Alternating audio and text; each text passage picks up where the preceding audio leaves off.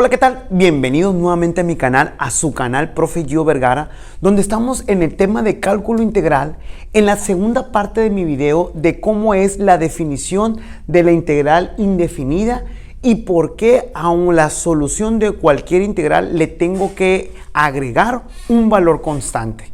Veamos lo que nos dice el teorema 1.1 que dice: si f de x es una antiderivada, es decir, es la solución de una integral de f en un intervalo i, entonces otra función g también es una antiderivada de esa función en ese mismo intervalo, siempre y cuando sí y solo si la función g de x va a ser igual a la función primitiva más una constante de integración para toda x en i, donde c es un valor constante.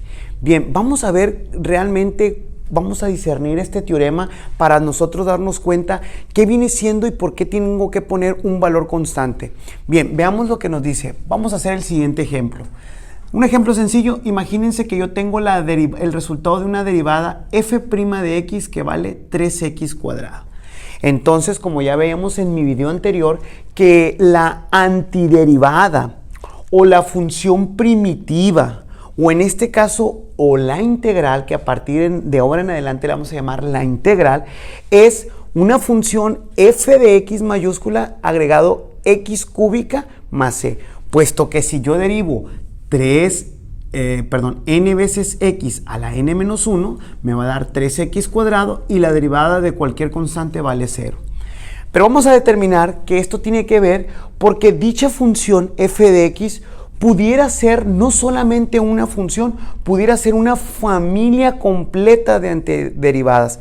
Por ejemplo, como en ese caso, vamos a ver que podría ser puedo tener como la función primitiva sería x cúbica, una función si yo le agrego solamente cuyo valor en c vale 0, una función x cúbica restado en 1, una función x cúbica sumado en 3, una función x cúbica sumado en 97, una función x cúbica sumada a raíz de 5, etc. Es decir, en términos generales, puedo tener una función x cúbica agregado más un valor constante c que puede tomar cualquier valor real. Veamos en este caso aquí en la gráfica de las familias de antiderivadas como son. En este caso veamos claramente la gráfica como nos dicen. Ustedes saben que una función cúbica viene siendo una forma que adopta de esta característica, es decir, esta es una función x cúbica cuyo valor vale 0. Pero si yo a este valor, recuerden cómo nosotros movemos las funciones, es decir, si yo le agrego a f de x cúbica 1, quiere decir que la gráfica se desplaza verticalmente en el eje, se desplaza verticalmente una unidad y sigue adoptando la misma forma, y yo puedo obtener una función, es decir, otra, si yo tengo un valor menos 1, quiere decir que la gráfica se desplazó un lugar en menos 1, y así sucesivamente puedo tener no solamente una curva. Quiere decir que en el tema de antiderivadas yo puedo obtener una familia de curvas, pero que en general, yo para yo retomar todas las soluciones, le voy a llamar una solución general a este formato. Entonces, de esta manera, es por eso que siempre a la solución de una integral indefinida le tengo que agregar un valor constante, porque puede tratarse de una familia entera de curvas. Entonces, lo que nos puede decir que la solución general de una integral llamado f' de x es igual a 3x cuadrada, sería en términos generales que una función g de x adopte la función primitiva más una constante de integración, que es lo que nos está diciendo en este caso el teorema. Esto es para un ejemplo claro y sencillo. Bien, pero lo más importante para dar por terminado este tema y que se entienda, vamos a decir la conclusión de manera general. Yo tengo una derivada, ¿ok? Yo tengo una derivada y esta es la variable en relación que corresponda, es el diferencial. Yo le hago una integral y obtengo la función primitiva. más una constante de integración. Ya hemos visto, entonces vamos a decir que la integral es la operación inversa a la derivación. Ahora bien, si yo a este resultado de esta función primitiva la derivo, voy a obtener en este caso la función, en este caso derivada por su diferencial. Es decir, la derivación es una función inversa de la integración. Bueno, entonces veamos que estas dos operaciones son completamente inversas, entonces podemos utilizar fórmulas básicas de la integración a partir de lo que nosotros ya tenemos en nuestros cursos anteriores de cálculo diferencial, que viene siendo, por ejemplo, de manera sistemática, dice, en derivación, la derivada de una constante vale 0. Ok. Ahora en integración, la integral de 0 veces el diferencial se anula y solamente va a ser la pura constante. Observemos que este resultado es una operación completamente inversa.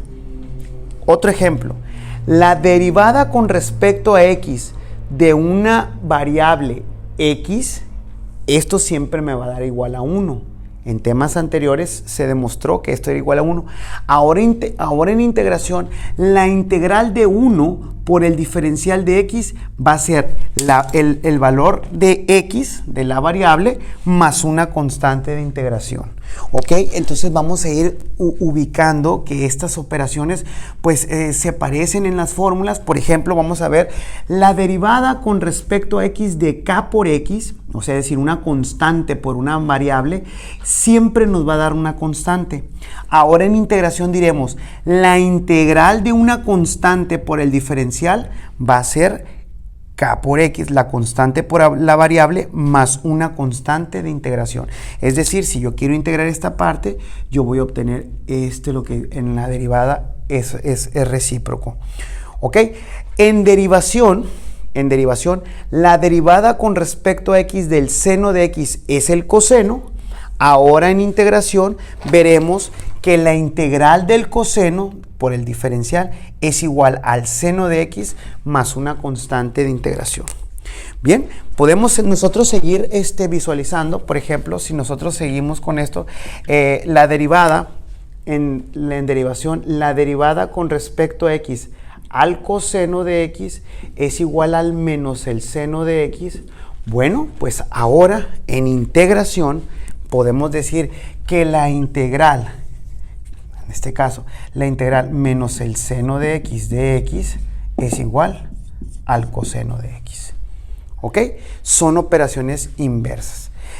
Vamos a establecer, es la integral del seno, es menos coseno de x, menos coseno de x más una constante de integración. ¿Ok? En derivación podemos decir que la derivada con respecto a x de la tangente de x es igual a la secante cuadrada de x. Ahora bien, la integral de la secante cuadrada de x por el diferencial es igual a la tangente de x. Muy bien. Por último, podremos volver a visualizar entonces que la derivada con respecto a x de la cotangente, la derivada de la cotangente de x es igual a la menos cosecante cuadrada de x, menos cosecante cuadrada de x. Ahora bien, la integral de la cosecante cuadrada de x es igual a menos la cotangente de x más una constante de integración. Pues bien, de mi parte sería todo. Yo te pido que le des like a mi canal. Vamos a continuar ahora en los procesos, en los siguientes videos, cómo vamos a hacer esta operación y vamos a ver que existen más fórmulas de integración que nos van a permitir, en este caso, aplicar lo que es el proceso inverso de la derivación, que es la integración. Pues muchas gracias. Hasta la próxima.